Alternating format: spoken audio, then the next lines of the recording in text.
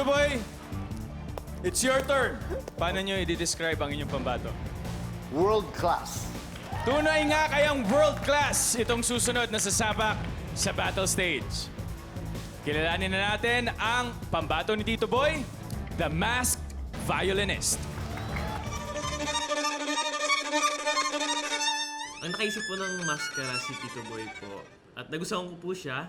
Kasi pag nag-perform po ako, hindi lang po ako yung nakikita, kundi yung talento po.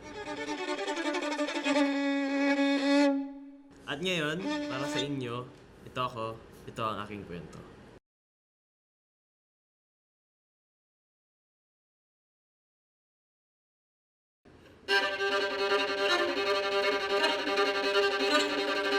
Tumutugtog po ako para, unang-una kay Lord, para sa pamilya ko, para mapakita ko na rin po yung talento ko sa buong mundo.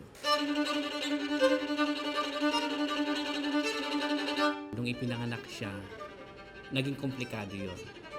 Kasi dalawang dugo yung kinuha niya. Kaya kahit na kompleto ang kanyang months, nilagay pa rin siya sa incubator para matanggal yung type O at maiwat niya yung type B na dugo. Miracle baby si Shama. Para sa akin po sila, mama, daddy, tsaka yung dalawa ko pong kapatid, para sa akin po sila po yung tunay na Himalaya. Paiinitin niya ang battle stage ngayong gabi. Ang pambato ko sa Battle to the Top, Shama.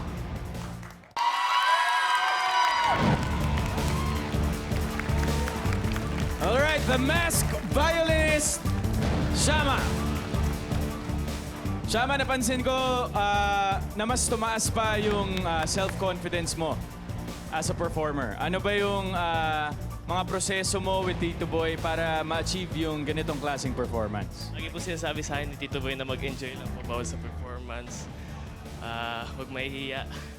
At sabi niya po din sa amin noon, doon po kami sa, hindi po kami komportable. Kumbaga, sanayin pa po namin yun kasi minsan andun po yung hinahanap po namin na mas mag-i-improve po sa amin.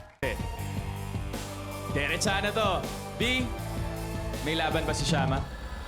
Oo. Shama, ang galing-galing mo. I don't know how you do it. Kung paano mo napagsasabay ang pagsasayaw, pagsunod sa choreo, at pagbabiolin. Grabe. At isa lang din ang gusto kong sabihin. I also want to commend your mentor sa pagpapaula ng kagwapuhan dito sa battle stage. Ngayon, naiintindihan ko na kung anong ibig sabihin ng sinabi niya noon na dapat kilala mo kung sinong kalaban mo. Ayun na nga. Thanks, B. Kuya Jose. Para kang lead guitarist na nagpapaiyak ng violin. Ang galing nung ginagawa mo. Bata ka pa at siguradong mas marami ka pang tutugtugin. Tuloy-tuloy mo lang yung pag-aaral sa pagtugtog. Sigurado, may mararating ka kung uumpisa mo na maglakad ngayon. Good luck. Thank you po, thank you. Thank you, Kuya Jose.